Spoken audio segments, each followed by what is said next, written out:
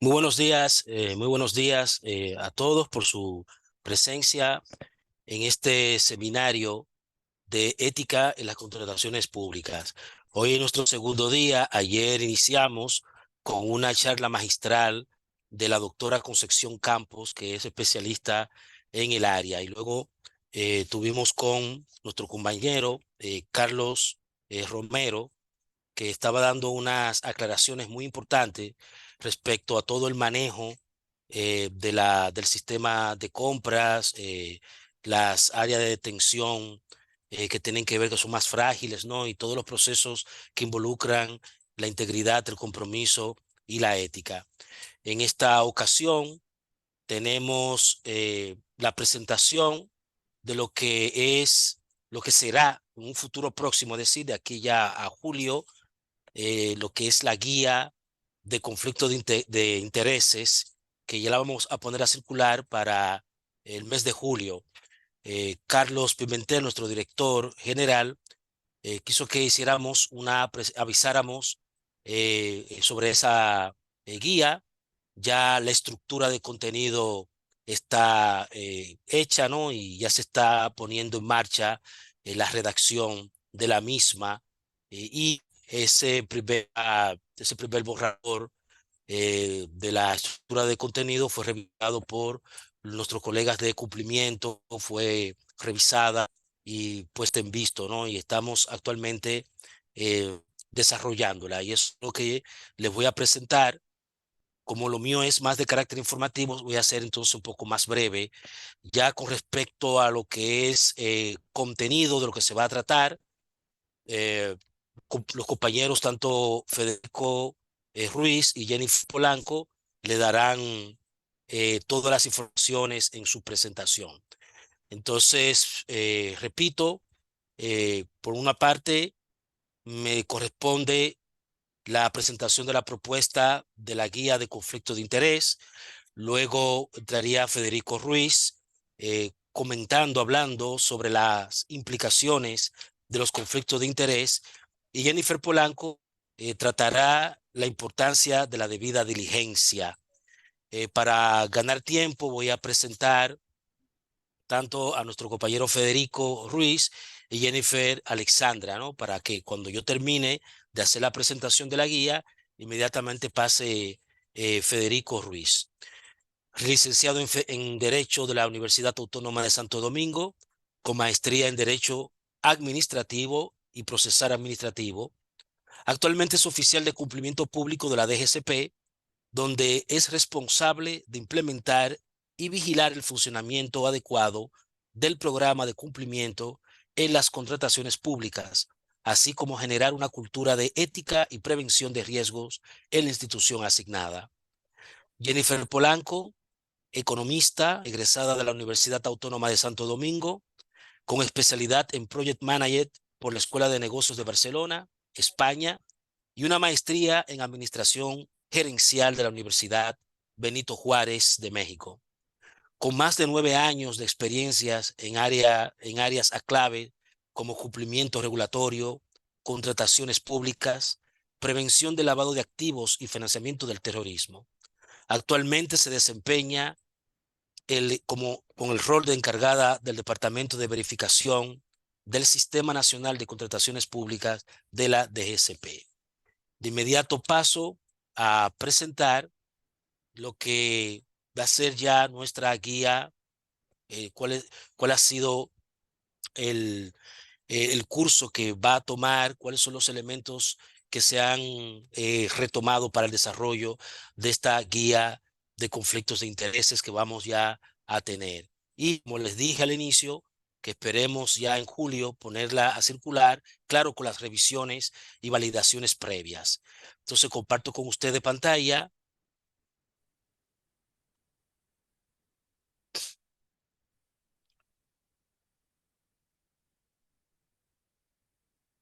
y, y aquí estamos. Bueno, la, la guía tiene como objetivo la identificación y manejo de conflictos de intereses del Sistema Nacional de Contrataciones Públicas, ¿no?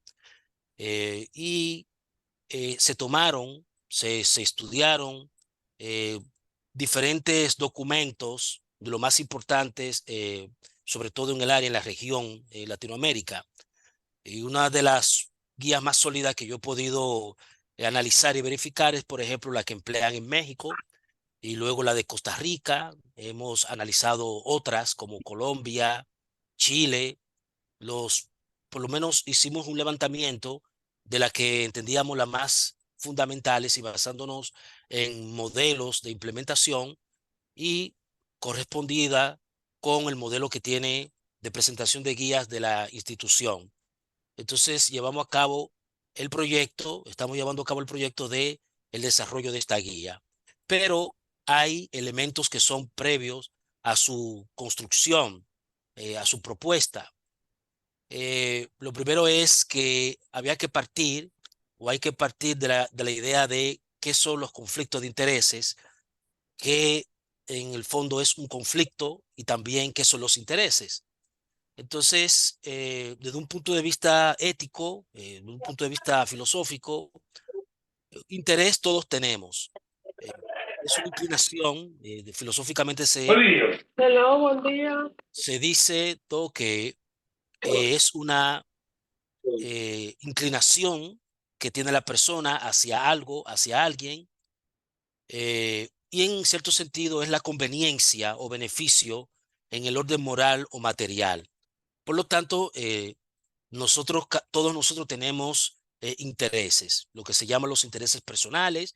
Si a mí me interesa desarrollar una carrera en la vida, yo me inclino, por eso se habla de una inclinación, yo me inclino hacia lo que yo busco y oriento mi vida moral, es decir, mis costumbres, mis hábitos, hacia la obtención de ese o el desarrollo de ese interés, ¿no? Entonces, en ese sentido, sí, todos nosotros tenemos intereses. Y por tanto, se dice también que el interés es algo que importa.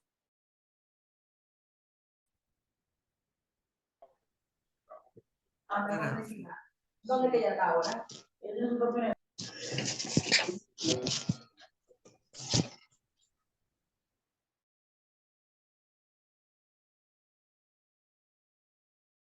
Ok, ya, ok, de nuevo, ok. Mm.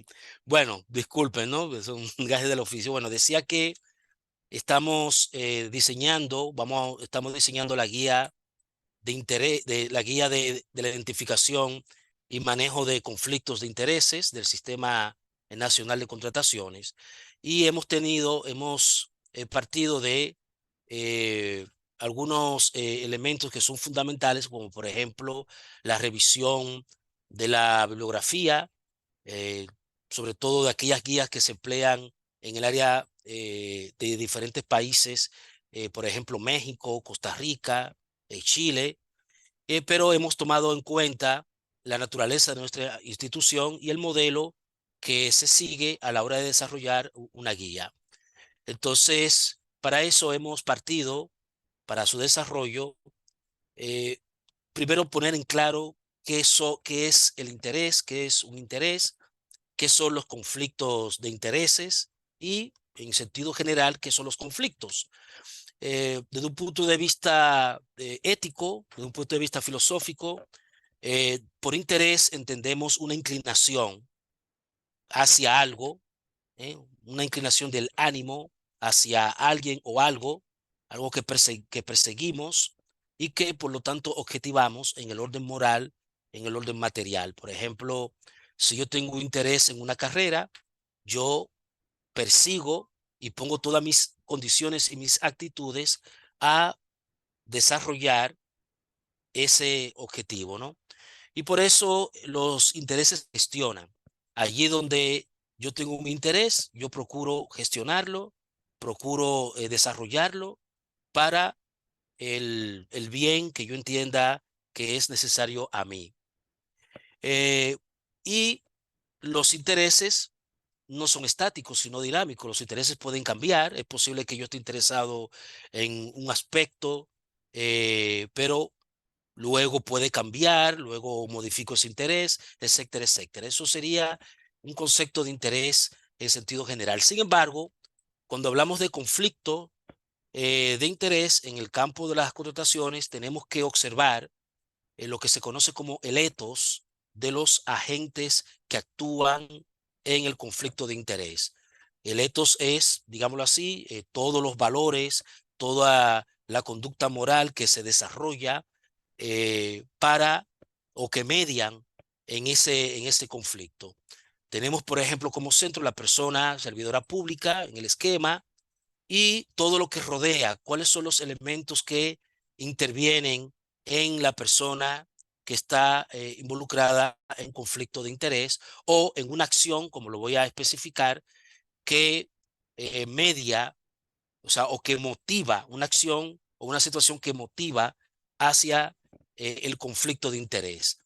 Pueden haber cónyuges, pueden haber parientes, amigos, todo ese universo entra en relación y inmediatamente se prende en rojo, se prende en amarillo, y por eso necesitamos una guía que pueda identificarlos y que podamos de alguna manera manejarlo. Entonces, por un lado, tenemos tres dimensiones que va a tomar en cuenta la guía. Una cosa es el interés, como dije ahorita, el interés general. Todos nosotros tenemos intereses, por lo tanto, eso se presenta en verde, o sea, no hay ninguna clase de problema allí. Pero la cosa empieza a cambiar en el ámbito ya de lo público cuando una persona, por ejemplo, un servidor público, cuando una persona ubica un interés que se relaciona ya con la labor que realiza, ¿no?, en el ámbito en que ésta se desempeña. En ese caso, se sugiere, como lo vamos a desarrollar en la guía, informarlo, ¿no? Y lo que se llama excusarse ante esta situación. No sé si ustedes, bueno, ustedes han escuchado casos de jueces que dimiten todo el proceso porque ya hay una relación o un vínculo con la persona que está en el escenario del juicio. Entonces, eso podría ser un ejemplo bastante interesante de excusarse o al menos informarlo. En el ámbito de las contrataciones públicas es de especial eh, eh, fundamental, base, que esto se pueda hacer, puede identificarse a tiempo. Sin embargo, hay un aspecto que va más allá del conflicto de interés, que es la actuación bajo el conflicto de interés, la actuación.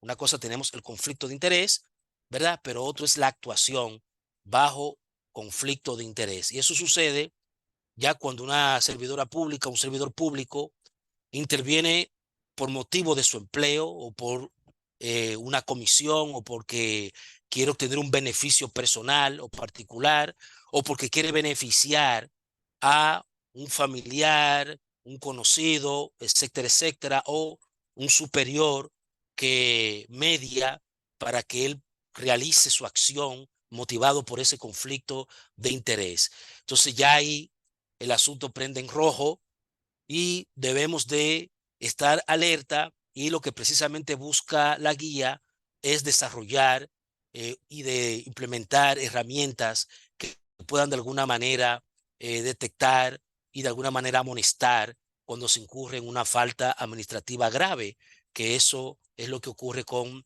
la actuación bajo conflicto de interés. En ese sentido, la futura guía va a tener un orden, el orden que le estoy presentando ya fue revisado, fue de alguna manera conversado y validado para su desarrollo, que es lo que estamos haciendo en este momento, ¿no? Su alcance, su aplicabilidad. Un aspecto importante que tocará la guía es la identificación y manejo de conflictos, que todo esto quede claro para que los servidores en el área puedan de alguna manera detectarlo o identificarlo, ¿no? Eh, Sin embargo, eso tiene toda una fundamentación, como por ejemplo su fundamentación, hay un marco legal y normativo, ya tenemos una política de regalos, ya tenemos unas leyes, tenemos una normativa que son las que van a fundamentar en términos legales lo que es lo que sería la guía, ¿no? Y en ese sentido se va a presentar lo que son las obligaciones legales, las instancias encargadas de conocer los implicados que van a intervenir en el desarrollo del manejo de este conflicto de interés. Por ejemplo, la vamos a tener bien claro en la guía lo que es un conflicto de interés, cómo reconocerlo, cuál es el contexto que implica el desarrollo de los conflictos de intereses, los tipos de conflictos de interés es importante tenerlos clasificados y eso va a presentar la guía y los instrumentos para la identificación. Y evidentemente vamos a tener ejemplos que son casos, ¿no? Que va a presentar la guía para que nos sirva a nosotros de orientación en su implementación. Las restricciones particulares, por ejemplo, que deben de tenerse en cuenta en relación a los conflictos. Y una parte también importante que va a contener la guía es ¿cuál sería, cómo se va a gestionar? Por ejemplo, ante las faltas administrativas, ante la regla, la implementación de una herramienta que luego los compañeros pueden de alguna manera argumentar detrás de mí, que son las reglas de los 3 pasos, las buenas prácticas que va a contener la guía, por ejemplo, la información documentada, las sanciones que van a tomarse en cuenta, ¿no? Y finalmente las recomendaciones para los servidores públicos, aquellos que están involucrados en los procedimientos de contratación. Entonces, esperamos que esta guía, el deseo es ponerla para el mes de julio, para ya dejar sentado y desarrollado este documento. Entonces, le dejo la palabra a Federico Fabio, que tendrá su intervención en el ámbito de la implementación, las implicaciones de los conflictos de intereses. Federico tiene la palabra. Les recordamos que pueden hacer sus preguntas y sus comentarios a través del chat. Federico tiene la palabra. Si vas a presentar, tienes también control en compartir pantalla. Sí, claro, perfecto. Buenos días, Erison. Buenos días a todos los que están participando en el día de hoy. Den un momentito para compartir pantalla.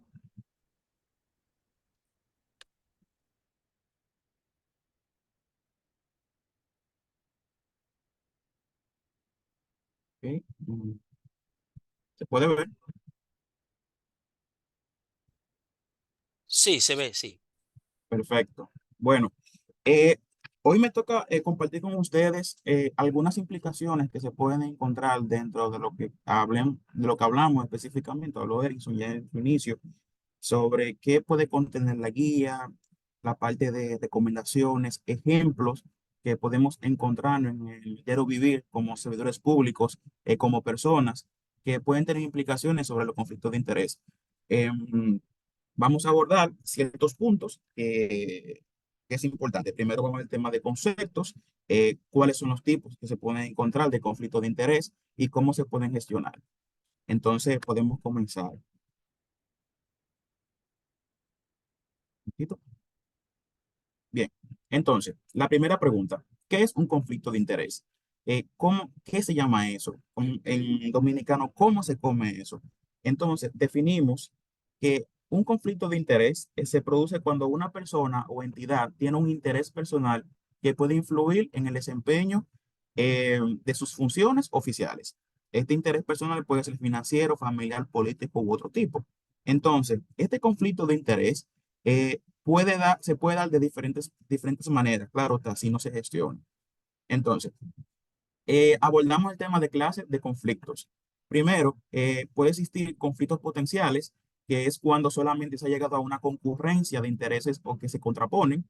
El funcionario toma conciencia y entiende que se expone a una falta de lealtad o incumplimiento de su compromiso con la institución y de las consecuencias que esto le puede traer. Es decir, los conflictos potenciales no son más que cuando un funcionario público sabe que tiene un conflicto de interés potencial, es decir, que tiene una persona relacionada que puede participar en un proceso de contratación, o tiene una persona que posiblemente pueda ser proveedor de la institución, o un familiar, un hermano, es decir, un hermano, un padre, un hijo. eh, Eso trae como consecuencia en un conflicto potencial porque ahora mismo no se da, no está sobre la mesa. Lo que sí es que puede ser que pase. ¿De acuerdo? Entonces, abordamos que ya cuando tú no puedes gestionar o no gestionan bien en la institución el tema de los conflictos de interés, se puede dar a cabo lo que es un conflicto real, que es cuando se llevan a cabo acciones producto de la posición que adopte el funcionario, es decir, la decisión que tome el funcionario de no, en este caso, gestionar ese conflicto y la cual siempre va a ir directamente hacia sus intereses y no en base a los intereses generales, es decir, los intereses de la institución y los intereses de la ciudadanía. Entonces, ahí en este caso se coloca en un espacio contra la normativa, es decir, yo estoy violando la normativa específicamente, es decir, la 408, la misma 340-06 y su reglamento de aplicación. Entonces, se dan ciertas cositas que cuando existen este conflicto de interés real, es que ya el hecho está consumado, es decir, que las acciones que tú hiciste como persona, como funcionario público, dieron atrás de que ese conflicto real llegara.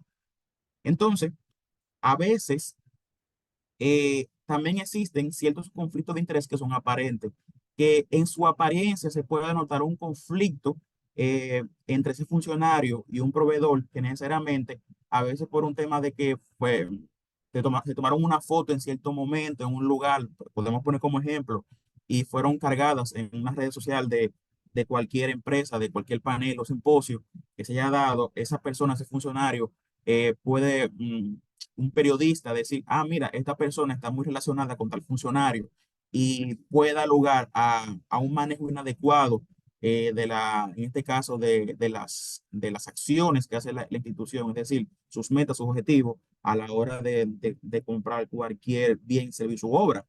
Es decir, que necesariamente a veces no encontramos la forma de cómo gestionar esa parte, porque conocemos muchísimas personas, pero necesariamente no hay un conflicto de interés, sino que en apariencia esa persona puede tener. Y es decir, y no es contrario a la norma. Lo que sí es lo prudente es gestionar dichos conflictos. ¿De acuerdo? Entonces, ¿cuáles implicaciones de los conflictos de interés tiene un procedimiento de contratación? Bien, la norma te dice, específicamente la 408 y también en la 34106, que todo sector público debe evitar cualquier situación que pueda generar un conflicto de interés. Es decir, yo tengo que anteponerme, ser proactivo. Si en dado caso yo tengo conocimiento de que un proveedor, una persona en un área crítica, yo pueda tener cierto conflicto de interés. Entonces, esto significa que no pueden participar en procesos de contratación que tengan un interés personal, ni tampoco pueden favorecer a ninguna persona o entidad con la que tenga algún tipo de relación. Es decir, mis intereses personales no pueden estar por encima de los intereses generales, es decir, los intereses de la ciudadanía. Ese espacio que yo debo como funcionario público, como ciudadano público, debo gestionar y debo siempre mantener eh, las normas éticas, normas morales, claro, y también las normas legales. Entonces, estas violaciones dan disposiciones sobre conflicto de interés que pueden tener graves consecuencias, incluso sanciones disciplinarias e incluso la responsabilidad penal.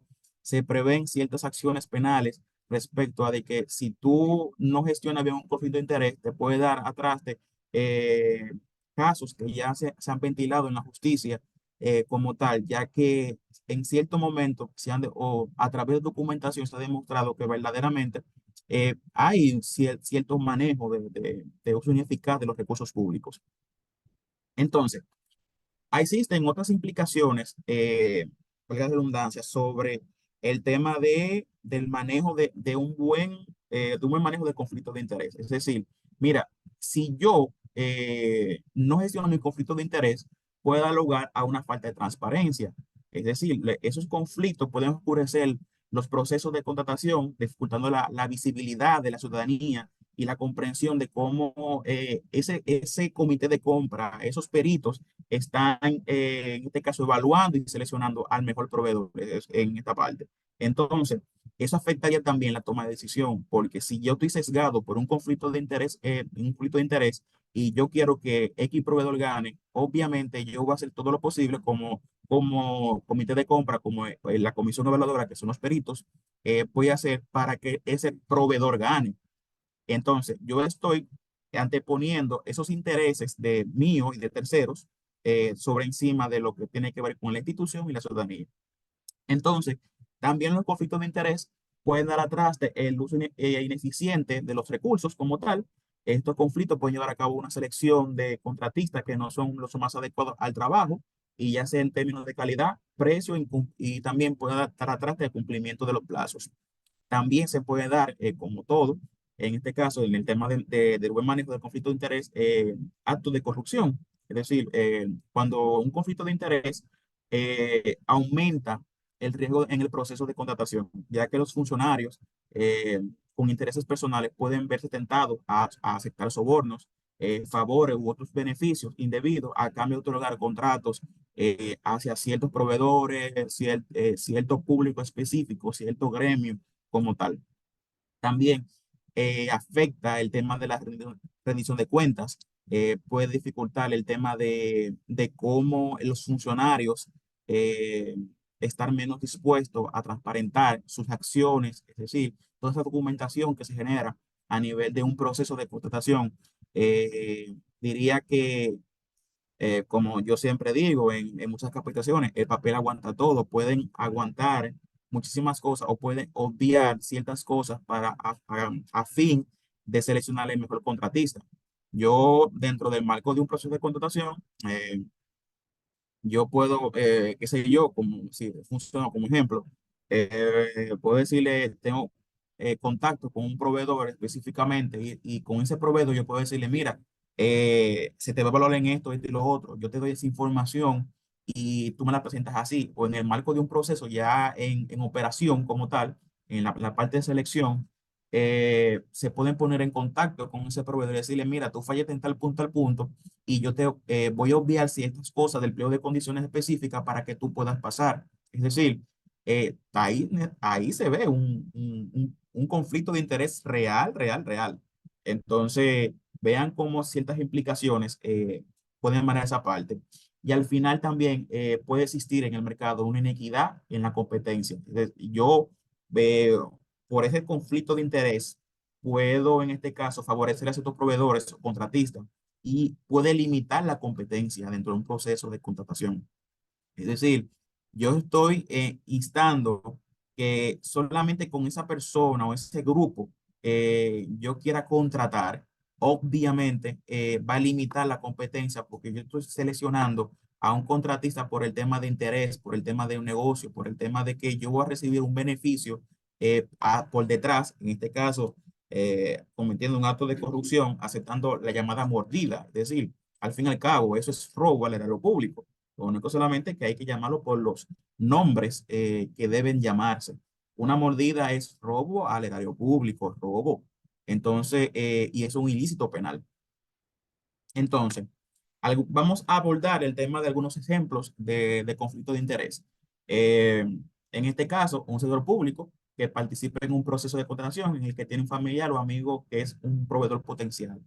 Eh, entonces, hay un punto. La 340 en el artículo 14 te dice que yo como servidor público no puedo participar en un proceso de contratación, pero al mismo tiempo la ley, en este caso de función pública, que es la 4208, me dice a mí, yo no puedo utilizar como servidor público por mí o por terceros, es decir, yo no puedo utilizar esas personas, mi círculo social potencial, es decir, con las personas que yo me relaciono para yo crear una empresa o ser proveedor como persona física, para que en este caso ponerla a participar en un proceso de la institución, y automáticamente yo estoy ahí mismo interviniendo de, como tal para la selección de ese contratista. Y si yo no estoy en esos documentos societarios, pero por fuera en realidad tú tienes un control, en este caso efectivo, de esa compañía, lo único solamente que tú no vas a tener un control accionario, es decir, en la parte documentada yo no voy a tener ese control, pero en esencia eh, existen a veces empresas que están relacionadas con cualquier un funcionario que se pueda dar de esta parte. También un servidor público que utiliza su cargo para obtener beneficios personales, como por ejemplo recibir sobornos, comisiones ilegales, es algo que ha pasado en, bueno, bueno, en el sector de contrataciones públicas, así como en otros sectores, porque no hay que tapar el sol con un solo dedo, que a veces utilizamos posiciones claves o posiciones de alta jerarquía dentro de la institución para hacer ciertas cosas, como yo te recibo, qué sé yo, 5.000 pesos, yo como funcionario que esté dentro de la institución, y yo te voy a gestionar cualquier documento, trámite que para una persona, un ciudadano normal, le duraría 15, 20 días, yo te lo gestiono en un día, otro gestiono en 2 días. Entonces, más o menos son ejemplos que podemos utilizar. Y también cuando un servidor público favorece a una empresa en particular en un procedimiento de contratación a cambio de promesa o empleo o beneficios futuros. Es decir, yo soy proveedor de una empresa que esté relacionado con un sector importante de este país. Yo hablo con ese servidor público, le digo, mira, si tú me favoreces con este contrato en la selección, yo te voy a contratar para gestionar esa parte, para gestionar, yo te contrato con este beneficio, te doy más de lo que te pagan en la institución, entonces, pero lo único que tienes que hacer es beneficiarme a mí con ese contrato para que tú puedas lucrarte de una manera jugosa a partir de ello, ya que, si bien es cierto, a veces se puede existir como tal dentro del procedimiento de contratación, que ese proveedor específicamente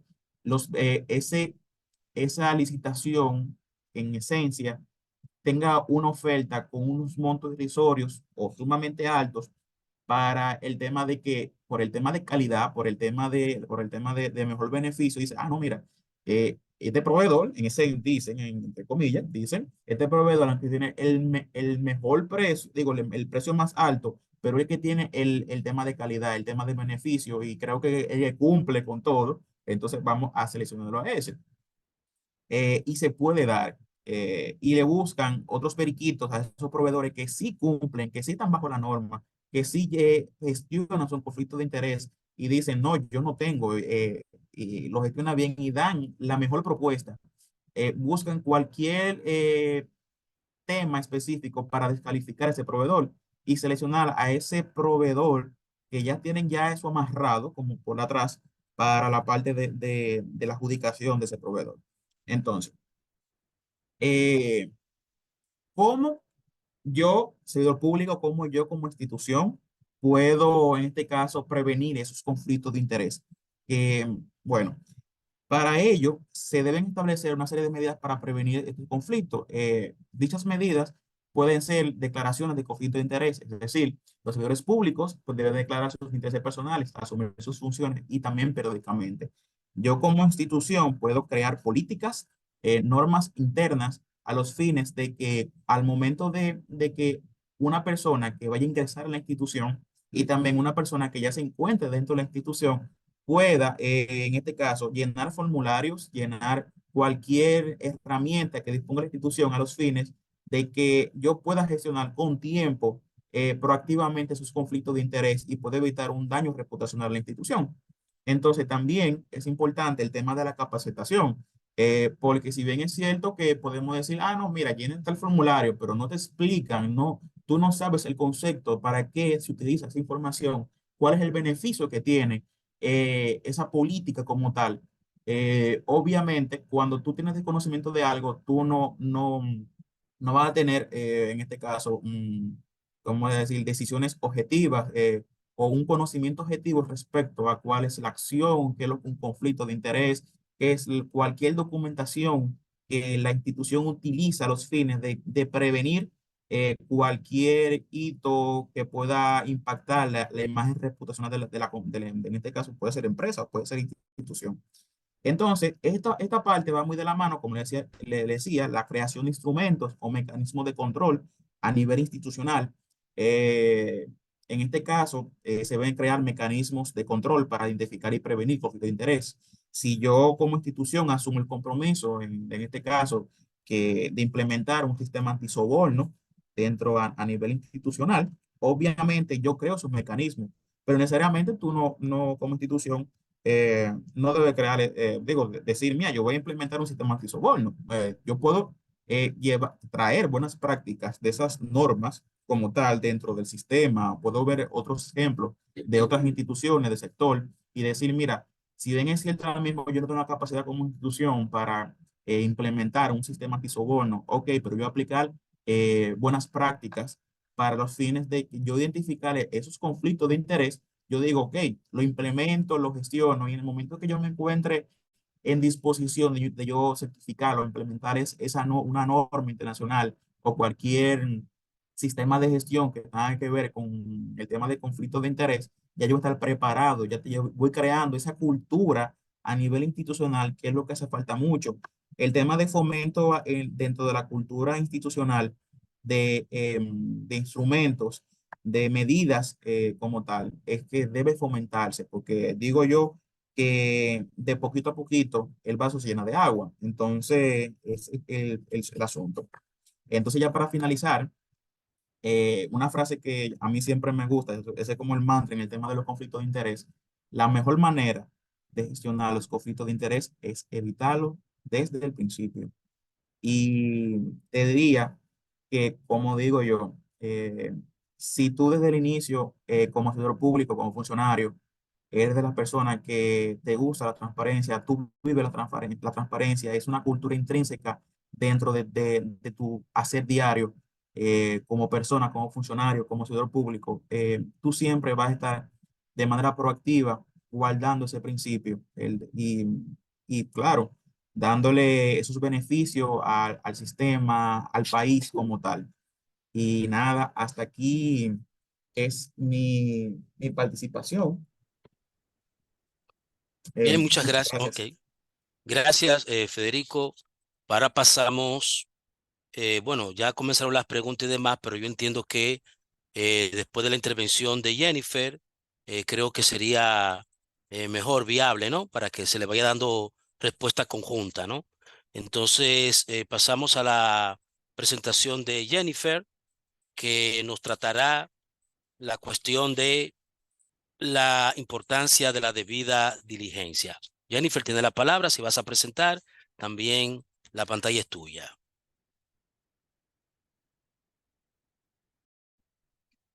Hola, buenos días.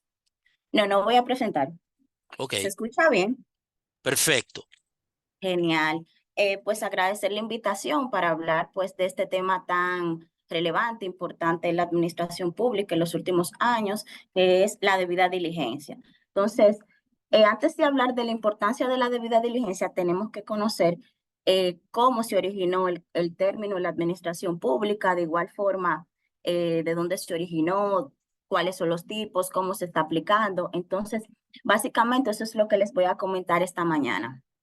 La debida diligencia, el concepto como tal se implementó a través del programa de cumplimiento regulatorio que nace en el 2021.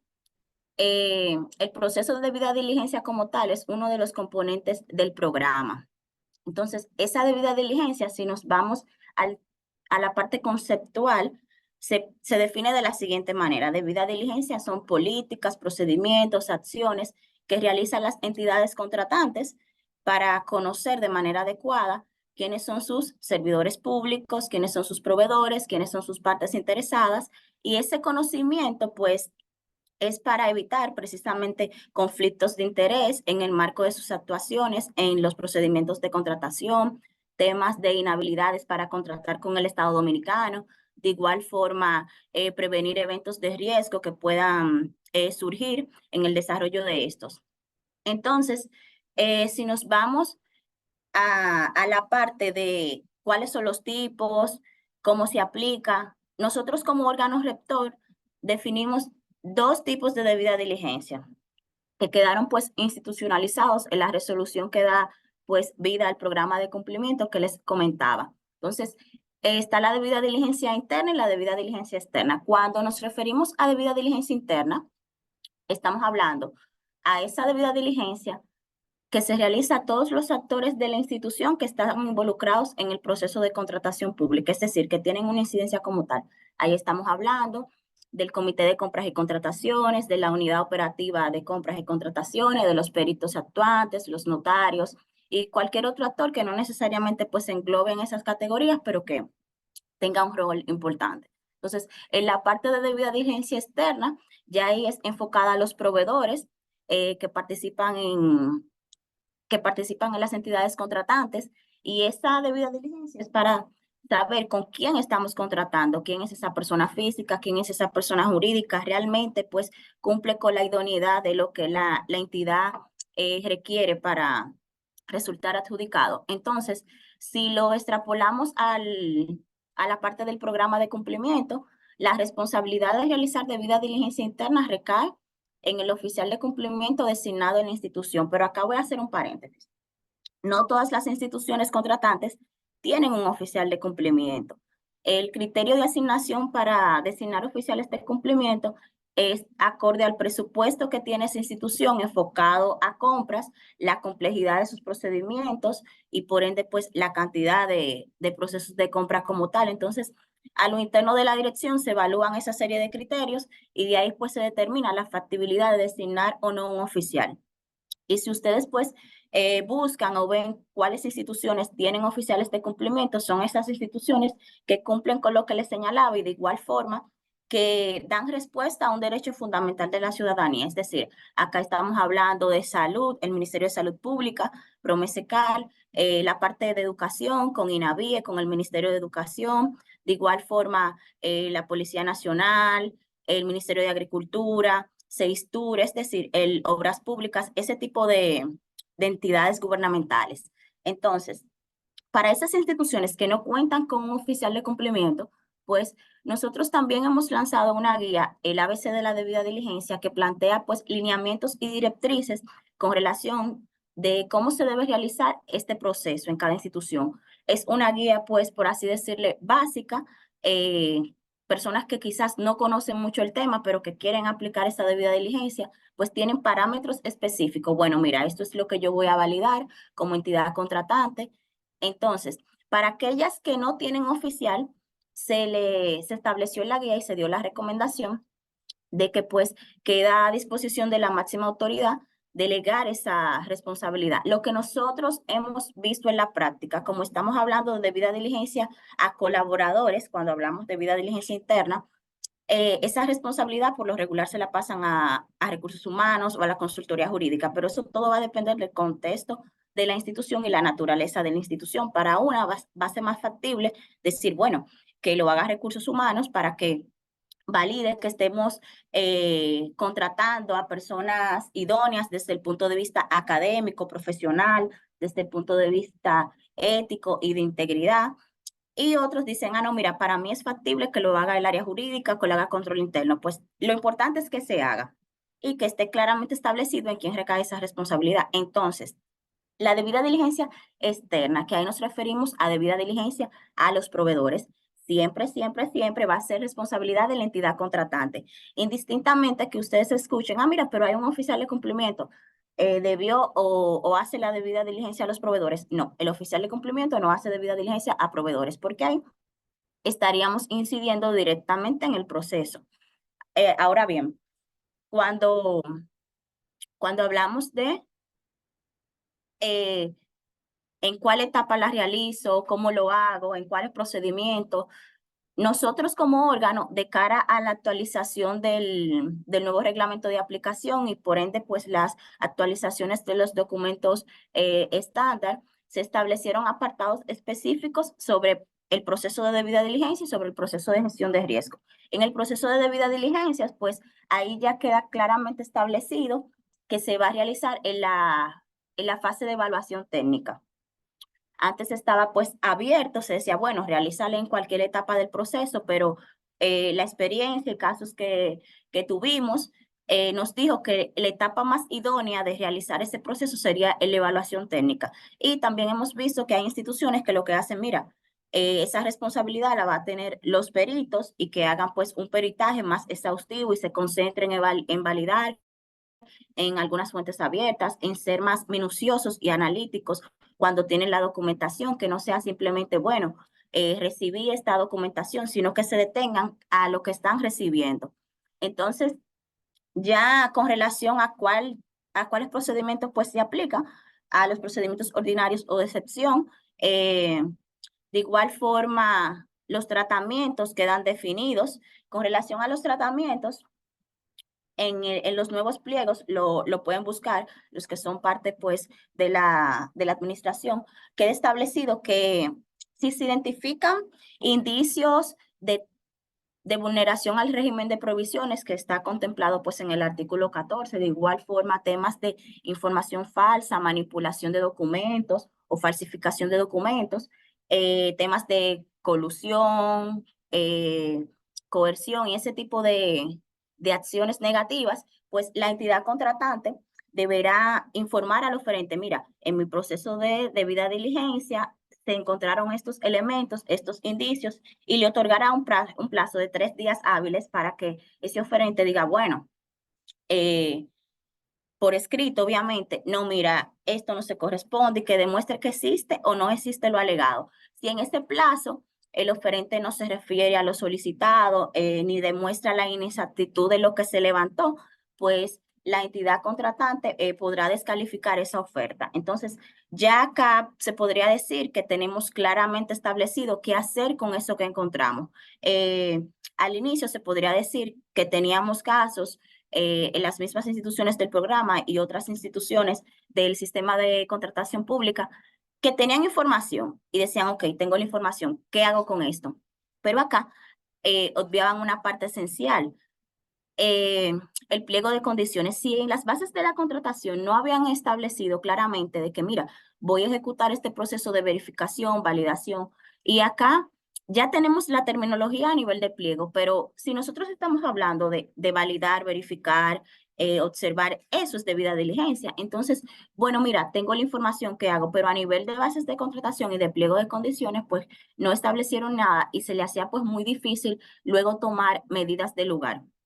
Entonces, acá hay algo muy interesante. Me parece que ayer ustedes lo escucharon en una de las intervenciones. Como dirección, nosotros tenemos un sistema de alerta preventiva y reactiva. Entonces, ese sistema de alerta preventiva y reactiva lo que hace es emitir, valga la redundancia, alertas a las unidades operativas de compras y contrataciones sobre proveedores relacionados, por mencionarle una, ya sea por accionista, por teléfono, por dirección, temas de incumplimiento de plazos, temas de desactualización de documentación. Entonces, una serie de alertas. No necesariamente porque les llegue la alerta, pues se podría decir, ah, no, mire, es una alerta a proveedores relacionados, ya vamos a descalificarlo, sino que la alerta sirve como un insumo para ese proceso de debida diligencia de que ellos puedan validar y verificar si es real y comprobable la alerta que se emitió. Entonces, en definitiva, de eso se trata la debida diligencia. Si nos vamos a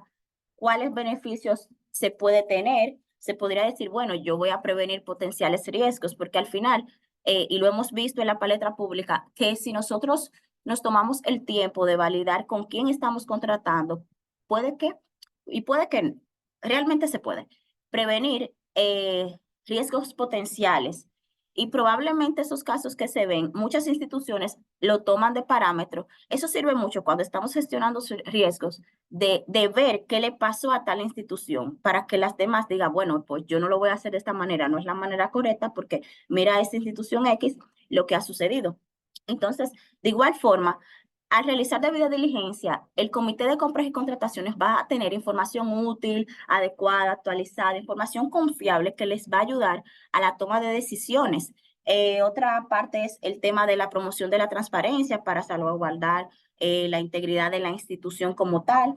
Y en definitiva, detecta de manera oportuna todos esos rasgos que podrían representar un riesgo para la organización. Entonces, yo les invito, los que son parte de la administración pública que están acá con nosotros, que se apropien del concepto de qué es debida diligencia y que no lo vean como un paso más o que se van a atrasar o mucho menos, sino que sea algo propio de su actividad diaria y los que están acá, que están vinculados al proceso de contratación, que lo hagan parte de, porque es una etapa esencial y que nos va a ahorrar muchísimas cosas. Entonces, muchas gracias. Hasta acá quedo abierta a preguntas.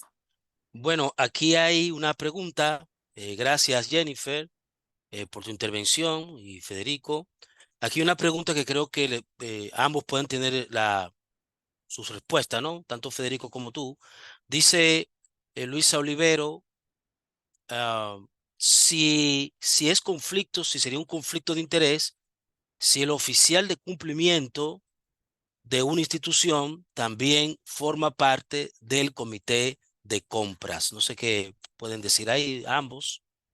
Ok, no, ahí no habría conflicto de interés. Y acá les hago una aclaración. El oficial de cumplimiento, por el rol y la responsabilidad que tiene en la institución que está designado, deben de invitarlo a las reuniones del Comité de Compras y Contrataciones, a los actos de apertura, porque esa es la manera de él velar el correcto cumplimiento de la ley vigente y las normativas vinculantes. Entonces, aunque sea invitado al Comité de Compras y Contrataciones, el oficial de cumplimiento no tiene voto, puede tener voz que la tiene.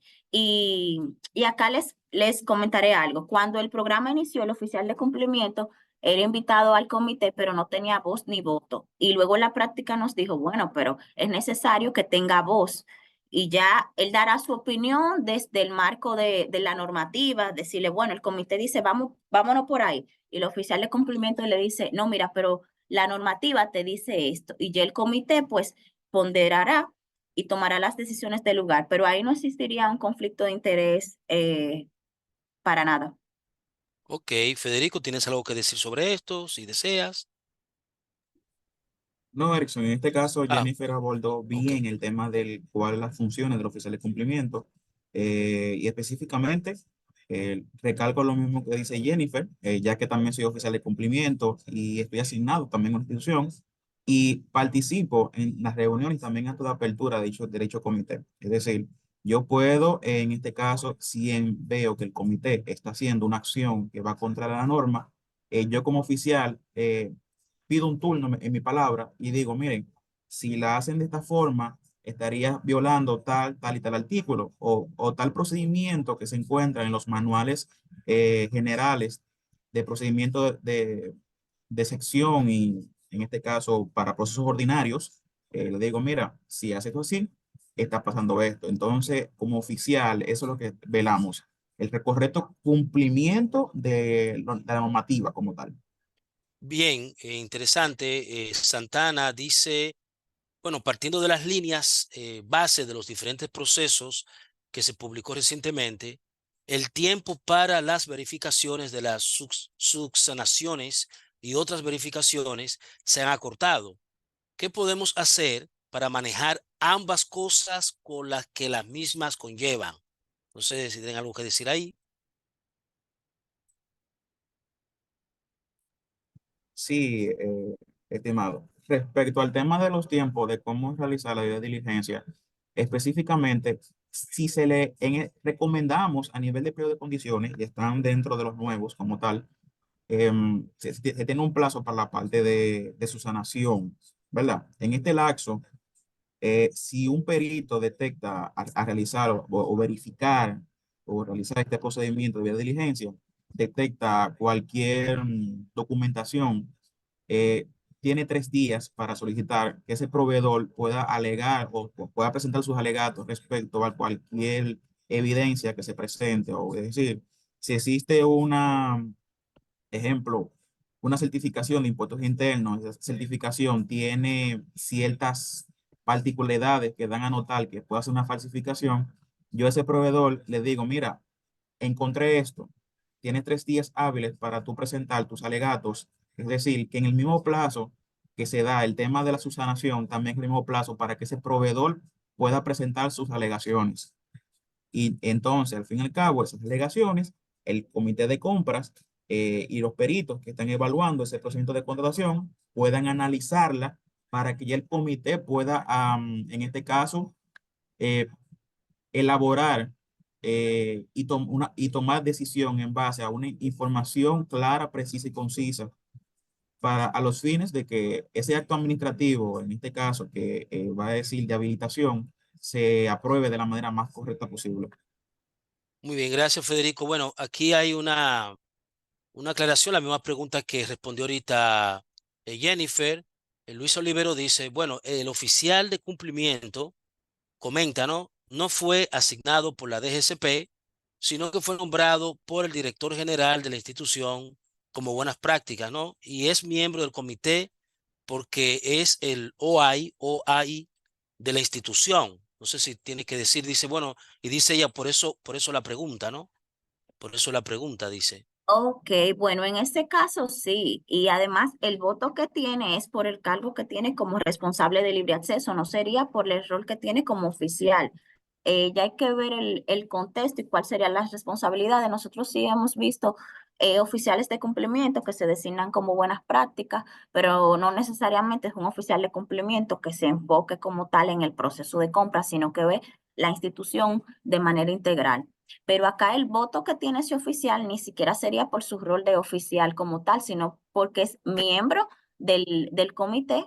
Entonces ahí el conflicto todo va a depender de la situación, porque si él o ella identifica una irregularidad en el marco de un procedimiento, está como un dilema. Ahí yo diría un dilema, por así decirlo, ético, porque, ok, está tu posición de oficial, está tu posición como miembro del comité.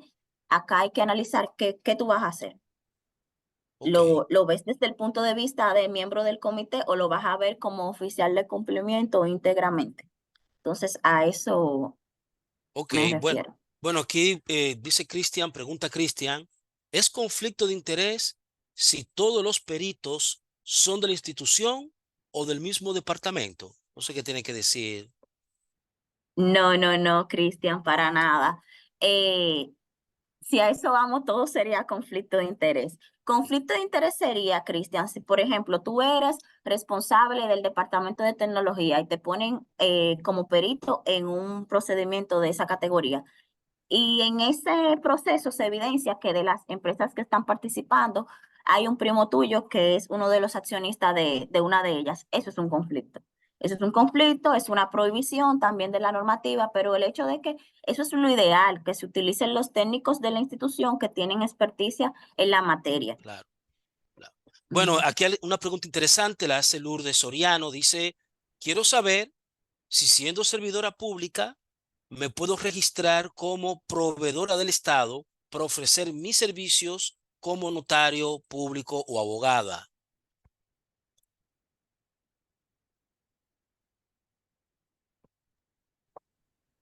Hola, hola. Sí, respecto al tema de registro de proveedores. Sí, tú como persona física y como abogada puedes registrarte para ofrecer servicio al Estado como tal. Lo que no debes darle servicio a tu institución, pero sí como abogada puede darle servicio al resto de instituciones como tal.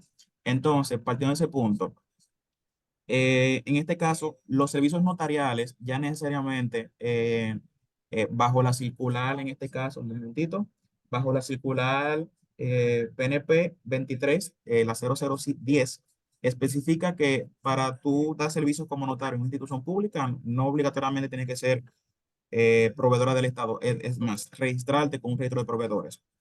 Hay unas ciertas particularidades bajo la ley, en este caso, de notariado público, ya Ok, que tiene ciertas cositas. En este caso, para mayor conocimiento, puedes ampliar esta parte en verificando esta circular específicamente, que es en este caso lo voy a poner por el chat, que es ok, la PNP 2023-0010.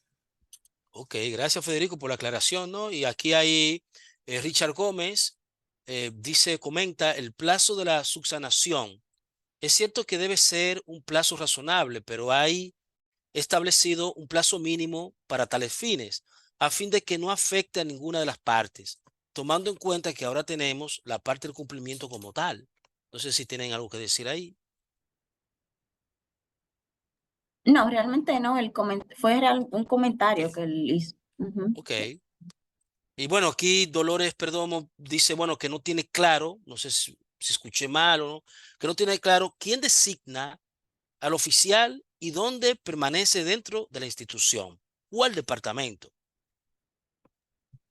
Ok, bueno, Dolores, el oficial de cumplimiento de la dirección lo designamos nosotros. La DGCP es un servidor público de la DGCP. Entonces, ¿a dónde pertenece la institución? No va a pertenecer a la institución donde se designe, ya que forma parte de nosotros como órgano rector, ni un departamento. Básicamente es un servidor que nosotros instalamos que va a velar por el correcto cumplimiento. Ya si lo vemos a cuál departamento pertenece, pero ya nosotros como DGCP depende pues del departamento de verificación, la división de cumplimiento. Entonces, pero ya si escuchas, hay un oficial de cumplimiento designado por la DGCP, es un servidor de nosotros, no de la institución donde está designado. Ok, aquí hay una pregunta también muy interesante. La realiza Yelida García. ¿Cuáles requisitos debe cumplir o debe tener el oficial de cumplimiento para que sea acreditado en la entidad? Ok, gracias, Yelida, por tu pregunta. Bueno, el término acreditación abarca muchas cosas. Yo les voy a comentar cuáles serían los requisitos para nosotros, pues, captar al oficial de cumplimiento. Pues, obviamente, tiene que ser un perfil que tenga dominio del Sistema Nacional de Contrataciones Públicas, de igual forma que maneje aspectos de sistemas de gestión, de prevención de lavado, de riesgo. Entonces, se fortalece ese perfil ya. El tema de acreditar por la institución, eso no lo haríamos, eso no se hace. No sé si ahí te estás un poco confundida con el tema de acreditación o certificación, que eso es un componente que se menciona en el programa de cumplimiento, pero ya si hablamos de acreditaciones profesionales, sí te puedo comentar que todos los oficiales que actualmente tenemos están certificados por la FIBA en prevención de lavado y también hay otro grupo que está certificado en gestión de riesgo, es decir, que es un perfil que constantemente se sigue capacitando y robusteciendo pues su background profesional para que ejecute sus labores de manera adecuada. Ok, gracias, Jennifer. Aquí hay otra, Luis Miranda. Pregunta, ¿a quién le informa el oficial de cumplimiento de sus participaciones y observaciones en una realización de procesos en los que participa y qué acción tendría su informe sobre el accionar de una institución? Interesante pregunta, ¿no? Ok, gracias Luis por tu pregunta. Eh, con relación a las funciones del oficial, los oficiales de cumplimiento realizan varios informes. Por ejemplo, hay informes de identificación de conducta sospechosa y de incidentes críticos. Entonces, los de incidentes críticos, que va muy de la mano con lo que señalas, con lo que preguntas, son vulneraciones a la normativa. Se levanta un informe, se levantan recomendaciones, las actuaciones que se dieron en el marco de ese procedimiento y esa información, pues, se remite a la institución. La vemos acá a lo interno como DGCP, puede que involucre el accionar de un departamento interno de la dirección, pero de igual forma eso se tiene que notificar a la entidad contratante, porque de nada nos sirve levantar acciones, levantar pues irregularidades, por ponerle un nombre, y nos quedamos con la información así, no van a mejorar las entidades. Entonces, esos informes se remiten a la máxima autoridad o a quien él designe o al comité, todo va a depender de lo que se identifique. Y acá les voy a poner un ejemplo. Nosotros realizamos un ejercicio bastante interesante donde tomamos las nóminas de las instituciones y la corremos por el registro de proveedores del Estado. ¿Y con qué finalidad? Bueno, ahí vamos a identificar cuáles servidores de esa institución tienen registro de proveedores del Estado, que hasta ahí pues no tenemos ninguna vulneración absoluta, pero cuando empezamos a seguir validando, ok, ¿cuáles funcionarios de primer y segundo nivel de jerarquía tienen registro? Ahí sí tenemos una vulneración a la normativa. Y vemos más allá y decimos, bueno, mire, estos tienen registro, estos están en categoría 1 y 2 de servidores, pero mira, estos resultaron adjudicados en su propia institución. Entonces, ahí nosotros como órgano tenemos que dar labor de alerta a la institución y decirle, mira, en nuestro proceso de verificación se identificó esto, las actuaciones que pueda tener la entidad contratante o la máxima autoridad, ahí nosotros no tenemos competencia. Y hemos tenido casos similares y se remite el informe e inician procesos disciplinarios sobre esos servidores, porque cónchole, ¿cómo tú no vas a saber que tú no puedes ser proveedor de su institución? Entonces, ese tipo de incidencias se levanta. Entonces, de igual forma, hay informes de seguimiento a plan de acción. De manera rápida les digo que cuando se designa un oficial de cumplimiento en una institución, no es que vamos a llegar y vamos a decir, mira, este ministerio es un desastre o no lo están haciendo bien. No, tenemos que partir de conocer cuál es la naturaleza de la institución, de igual forma, cuál es la naturaleza de la institución, cuál ha sido su estructura de gobernanza, sus actuaciones en el marco de los procedimientos, los actores involucrados. Entonces, tenemos que conocerla. Y luego que conocemos, que diagnosticamos a la entidad, es que decimos, mira, estas son las fortalezas que tiene esta institución y estas son sus oportunidades de mejora. Y de ahí pues se inicia con un plan de acción de que, bueno, en este informe que como oficial se levantó, para que tú mejores tu capacidad, tu eficiencia y tu objetividad en el marco de los procesos, tú tienes que hacer esto. Y se determinan plazos, periodicidad, obviamente con la entidad contratante, pero ya la acción de que sí, lo hago o no lo hago, hay un factor de disposición de la institución. Entonces, cuando se tiene ese plan de trabajo, igual se le da seguimiento y se emiten reportes. Por ejemplo, se dice, bueno, en este trimestre nosotros determinamos que teníamos que realizar estas 8 acciones y esa dirección, como ministerio o instituto, nada más logró 3 y las demás pues no se lograron. Obviamente se pone la causa de la desviación de que no se logró ese objetivo, pero tiene que haber una justificación y esos informes pues se socializan con las partes interesadas. Entonces, sí les quiero comentar que la labor del oficial de cumplimiento, todo va a estar documentado, todo va a estar documentado, todo se va a escalar a las instancias correspondientes.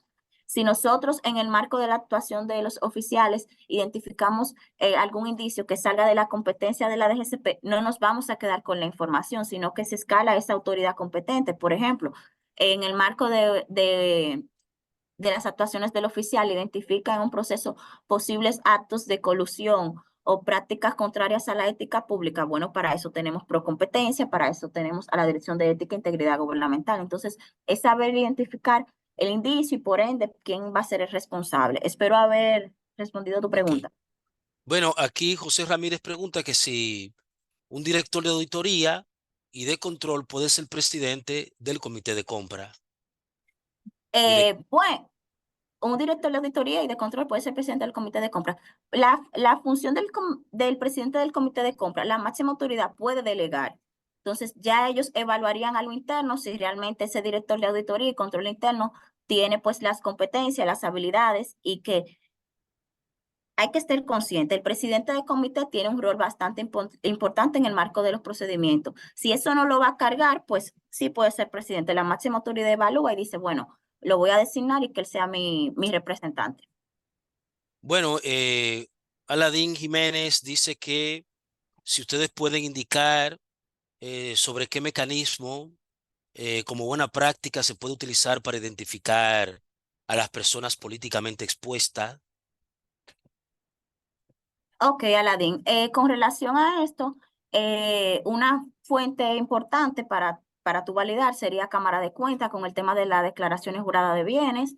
De igual forma, puedes hacer Google Hacking, poner el nombre entre comillas de la persona y ahí te va a salir si es un funcionario público, si ha sido electo por votación popular, pero realmente no contamos con una base como tal que tú entres y que, bueno, déjame buscar a ver si Juan Sosa es un PET, ni mucho menos, sino que se tiene que hacer pues esa labor un poquito manual, pero de que existen diferentes bases aisladas, sí, sí lo hay. Otra cosa que te puede servir es si tú estás viendo PET relacionados, es decir, eh, personas que estén vinculadas por grados de consanguinidad o afinidad, en la misma declaración, validar.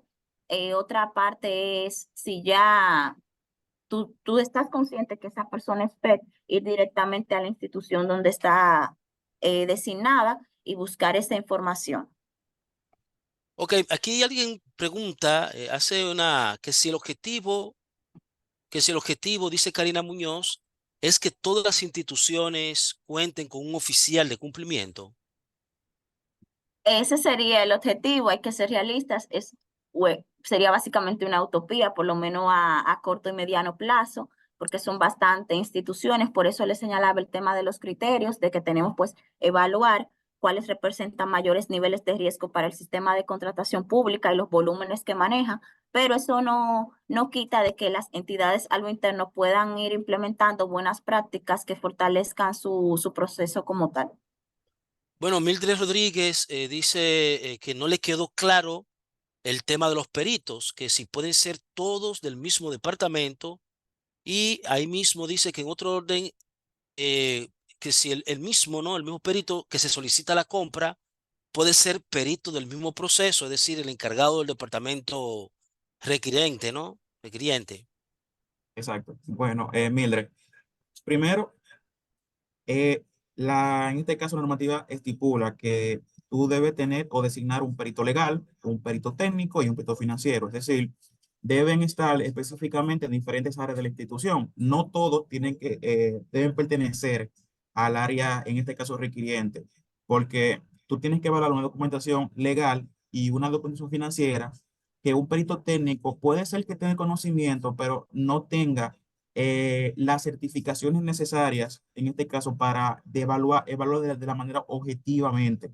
¿De acuerdo? Entonces, específicamente, el decreto de aplicación de la ley, el 416-23, estipula quiénes son esos peritos y cómo se deben designar. Y están así que existe un instructivo para la selección de peritos. ¿De acuerdo? Te recomiendo que lo consultes en dado caso y puedas ampliar mayor información. Entonces, el otro punto es que tú dices que el perito que elabora el requerimiento, es decir, la edad requiriente, puede ser esa misma persona designada dentro de un proceso de contratación. Te digo que en esencia sí. ¿Qué pasa? Las áreas requirientes son las que construyen, en este caso, y ahora que se incorporan nuevos criterios dentro del marco del Sistema Nacional de Compras Públicas, el tema de los estudios previos como tal. Entonces, la área requiriente es la encargada de elaborar esos estudios previos y los requisitos que van a construir ese estudio previo.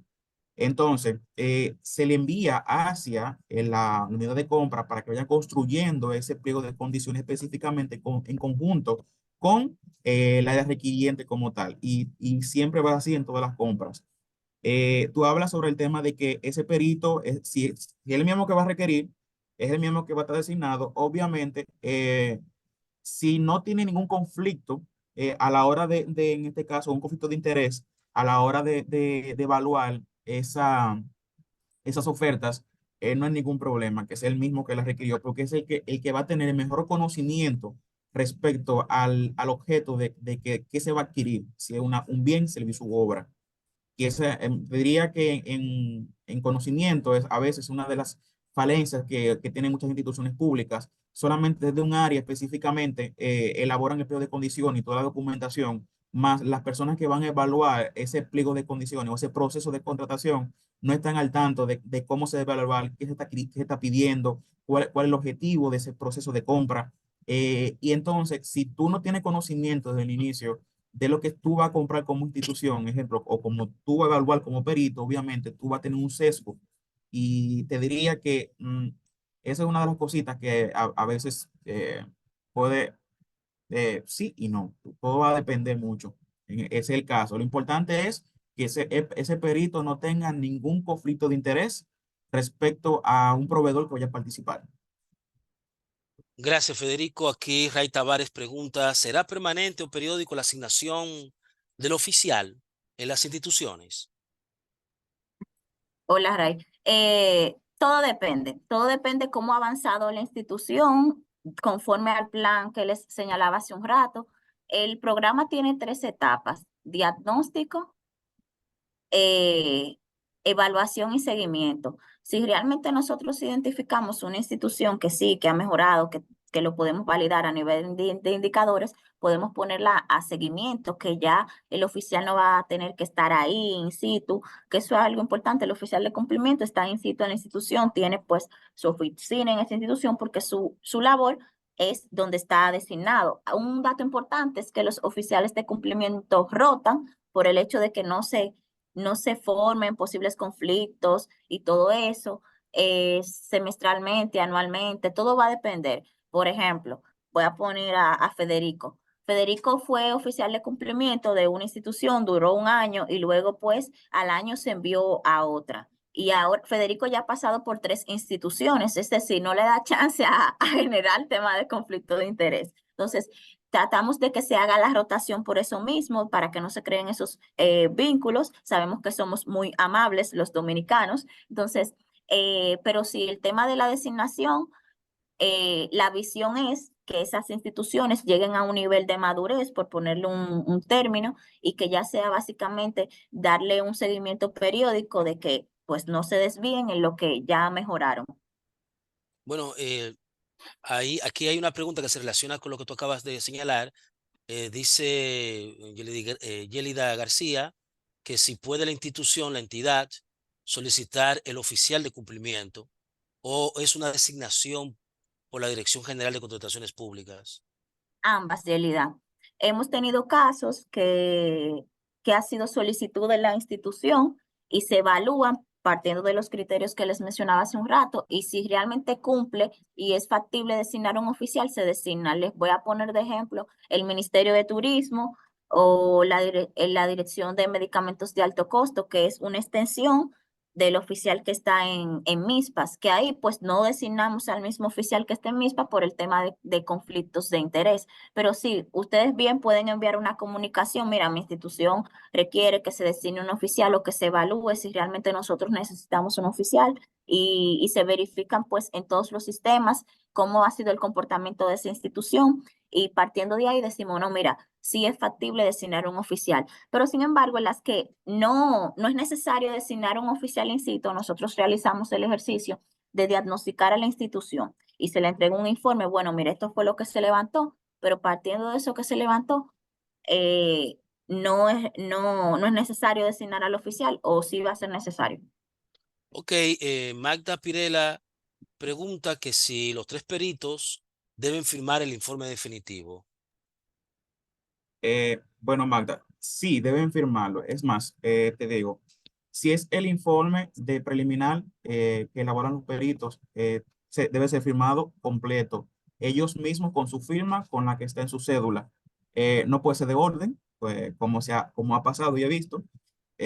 No puede ser de orden y nada, porque es su responsabilidad. Fue por ello que lo designaron, para que su expertise técnico en lo que vayan a evaluar supone que es su responsabilidad, es decir, entonces su firma específicamente. Y no solamente son tres peritos, si en dado caso que es un proceso complejo, se pueden asignar otros peritos más. Puede haber dos peritos o tres peritos técnicos, puede haber dos peritos legales o dos peritos financieros, y todo va a depender de la complejidad de la compra, ¿de acuerdo? Pues ese es el mínimo que se requiere, que sea uno de cada uno. Pero en esencia, cada uno tiene su área de expertise como tal. Ok, gracias Federico. Bueno, hay un comentario, bueno, el perito técnico, pero hay una pregunta. Martínez dice, en caso de las compras por debajo del umbral y compras menores, ¿también debe de haber un perito técnico, legal y económico en esos casos? Entiendo que es lo prudente y ahora mismo creo que no me llega, porque ahora usted sabe que estamos introduciendo nuevos lineamientos a nivel de con nuevos reglamentos, específicamente, y ciertas cuestiones como el tema de las compras por debajo del umbral y las compras menores han cambiado un poquito. ¿De acuerdo? Si quieres, bueno, nos pasan los contactos, y me quedo con la pregunta y para darte una respuesta un poquito más objetiva. ¿De acuerdo? En este caso, para que esa inquietud pueda ser subsanada. Pero, lógicamente, por el tema de transparencia y por el tema de la evaluación, a veces puede ser una compra menor, pero una compra menor ya está por 1.500.000 pesos. Es decir, que no estamos hablando de 2 o 3 pesos, estamos hablando de que con 1.500.000 se puede construir una casa. Entonces, lo más obvio es el caso de que puede existir una persona que tenga el conocimiento, el expertise para evaluar lo que está requiriendo y es necesario. Y si ha variado o se introducen nuevos cambios, en este caso, nada, me quedo aquí a disposición para cualquier pregunta o respuesta ya más posterior. Bueno, Cristian comenta, a la vez pregunta, dice que algunas áreas de compras consideran los equipos tecnológicos como compras especiales. El personal de tecnología debe realizar las cotizaciones, solicitar los equipos, evaluar el peritaje y realizar el informe final. Ahí no hay conflicto, pregunta Cristian. Sí, mira, Cristian, específicamente, ahora con el nuevo reglamento de aplicación de la ley, que es el 416-26, introduce algo que las áreas requirientes van a tener que hacer como tal. Es más, se le da un protagonismo importante, y es la realización de los estudios previos. Las áreas requirientes van a tener que fundamentar para qué es la contratación, cuál es el público objetivo, si tiene unos lineamientos específicos que debe construirse, Entonces, en este caso te recomiendo que para ampliar un poquito más respecto a los estudios previos y su comportamiento y qué deben hacer las requirientes y cómo se construye todo el procedimiento de contratación, pues puedes verificar el artículo 66 o 67, en este caso el reglamento de aplicación, para que esa parte. El tema de los equipos tecnológicos, bueno, te diría que es un bien estándar, es decir, no va a cambiar y el área de tecnología tiene una preponderancia, es decir, tiene que hacer estudio de mercado, tiene que ver estudios técnicos como tal, la factibilidad de la adquisición que se va a tener, porque hoy un equipo tecnológico está al día totalmente, pues salió ayer y está en una innovación, pero mañana puede ser que existan otro procesador o otro tipo en este caso, de compuestos que va a tener ese equipo tecnológico que desfase el anterior. Es decir, que entonces a la hora de la institución adquirir un equipo tecnológico ya va a estar desfasado. Entonces, por eso es importante el tema de que se introduce ahora el tema de los estudios previos. Y en este caso, por ahí se pueden ir subsanando muchísimos errores y muchísimas inconformidades que hay en el sistema a la hora de adquirir bienes, servicios respecto al área de tecnología y el área, en este caso, de cualquier hito que tenga que ver con el área de tecnología. Bueno, Mildred, parece que es una pregunta recurrente porque no le queda, ya ha pasado varias veces y es bueno que de nuevo Jennifer aclare. Mildred pregunta, Mildred Rodríguez, que no le quedó muy claro el tema de los peritos. ¿Pueden ser todos del mismo departamento y en otro orden el mismo que solicita la compra puede ser perito del mismo proceso? Es decir, el encargado del departamento requirente. Hola, eh, no entiendo qué fue lo que no le quedó claro, pero veo que ya es como una pregunta quizás de algún Sí, caso que ya tiene. Yo le sí. recomiendo que envíe la comunicación formal y se lo daríamos por escrito, que puede que le sirva más, porque ya veo que la pregunta es recurrente. Sí, sí, parece que hay una confusión ahí, que bueno que se aclare con más objetividad. Bueno, Lizzy Frías pregunta qué finalidad podría tener que las instituciones realicen evaluaciones fuera de las del portal a proveedores. No sé qué tiene que decir sobre eso. No, no, no.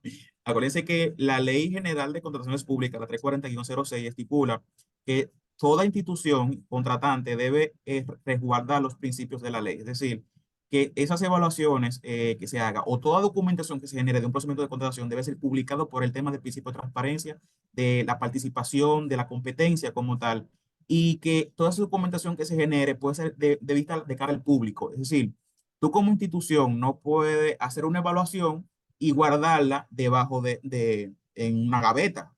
Esa información debe ser escaneada y publicada a todos los actores y a esos proveedores que participaron o estuvieron interesados en ese proceso en este caso, de compra.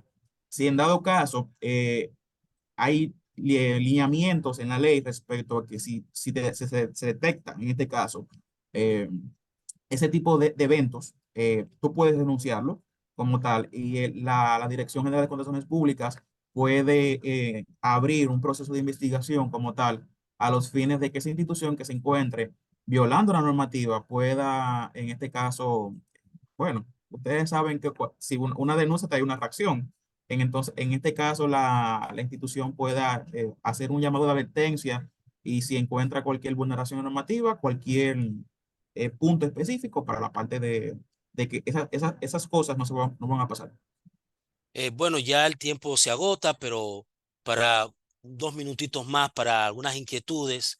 Hay muchas inquietudes, ¿no? Porque esto es un tema muy vinculante. Mayelin solicita que por favor si pueden repetir el tema de las firmas, eh, la firma, quién lo designa o el perito en sí, ¿no? Que realiza las firmas. Fue algo referido a lo que tú dijiste y ahí mismo para acatar un poco esta, ¿no? Dice Emily López, en dado caso de que uno de los peritos esté indispuesto, ¿qué pasaría, no? Si pueden repetir algo de la firma y luego entonces la pregunta de Emily, ¿no? Perfecto. Sí, mira, el tema primero va a comenzar con la indisposición. En dado caso de que un perito esté indispuesto, es decir, que tenga un tema de salud médica, que es lo que pasa, Obviamente, dentro de la parte de la firma, ese perito se puede argumentar el tema de que si está indispuesto es porque hay una certificación médica. En dado Ok. caso, porque nadie está llamado a hacer lo que no puede. Entonces, eso se documenta como tal. Se dice, mira, ese perito se encontraba en este momento en una indisposición de salud, en dado caso, y se puede poner en el informe como tal. Se documenta al fin y al cabo, porque la parte de las construcciones de los informes periciales, señores, no solamente es poner un cuadrito y decir, mira, el proveedor tal cumplió, sino también que se debe documentar los hechos que pasen a la hora de la evaluación de eso. Pero en este caso, ya son ustedes como comisión técnica, como comisión evaluadora del proceso, es para definir cómo va a construir ese modelo. Pero recientemente se publicaron unos modelos de informes periciales a los fines de que las instituciones puedan asumirlo como tal y puedan, bueno, ya un poquito más conciso, una forma más orgánica de cómo evaluar esos informes periciales como tal. Ese argumento, señores. Ustedes automáticamente, ustedes son designados por hacer peritos. Ustedes pueden insertarles buenas prácticas y si hay una indisposición, se deja en visto de que hay una indisposición por un tema de salud. Sí, y también si hay una inconformidad, ojo, si hay una inconformidad respecto a la parte de evaluación, si un perito no está de acuerdo en firmar ese informe, también se debe documentar en el mismo informe porque ese perito no quiere firmar, dado. Entonces, por ahí viene la pregunta. Mira, el tema de las firmas, ojo, primero, hay un instructivo a nivel del Sistema Nacional de Contrataciones Públicas que dice la forma de cómo se van a designar los peritos. Ese instructivo te dice que de acuerdo a tu expertise, de acuerdo a tu perfil, en este caso técnico, legal, financiero o técnico, o del área específicamente, de la requiriente, obviamente a ti se te va a designar. Entonces, a partir de ese constructo, de lo que se haga con recursos humanos y con los requirientes, yo voy a emitir un acto de designación de peritos, ¿de acuerdo? En la práctica, casi siempre, en el acta de inicio era que se ponía también ese acto como tal, pero también la institución puede hacer una evaluación, puede iniciar el proceso, decirle a recursos humanos en ese mismo acto de inicio de proceso, específicamente, o puede ser antes de cargar la documentación, mira, yo requiero que tú me envíes una terna de peritos a los fines de yo evaluar su perfil para su designación. A partir de ello, viene un acto de designación de peritos donde se asigna la responsabilidad a cualquier persona que tenga el expertise técnico en la institución. Porque, ojo, no solamente puede ser designado un perito de la requiriente, o si hay un abogado y ese abogado no está en la consultora jurídica, pero está en otra área de la institución, puede ser designado a ser perito legal, porque tiene el expertise técnico para evaluar esa propuesta, esas ofertas como tal. Entonces, y ya para finalizar el tema de la firma, le digo, el tema de la firma, sí, debe estar en cualquier documentación que se genere por parte de la comisión evaluadora o los peritos designados, debe estar firmado por su firma, nunca de orden, porque esa responsabilidad no es de orden, es una designación. Y como perito, tú tienes responsabilidad patrimonial respecto a la evaluación que tú haces. Es decir, la ley 107-13 estipula las responsabilidades patrimoniales que va a tener cualquier persona que tenga una responsabilidad como tal. Espero haber subsanado en este caso esa pregunta y que sea factible. Bien, ya hemos agotado el tiempo. Sé que esto es un tema, ¿verdad?, que incita mucho a preguntas, aclaraciones y demás, pero cualquier cosa creo que ahí están Jennifer Polanco, Federico Fabio Ruiz, experto en el área, que ya han colocado sus correos. Queremos agradecer la presencia de todos ustedes a este seminario de ética en las contrataciones públicas y le vamos a estar informando sobre otros eventos que tenemos y esperemos que todo lo que se produzca de este programa le pueda llegar, ¿no?, a nivel de productos y de formaciones, capacitaciones y demás. Gracias, Jennifer Polanco. Gracias, Federico Ruiz, por la participación. Y nada, seguiremos. Les recordamos que esta charla quedan grabadas y están en nuestro canal Proética RD, que pueden acceder a través de la plataforma de YouTube. Pasen feliz resto del día y seguimos en contacto. Muchas gracias.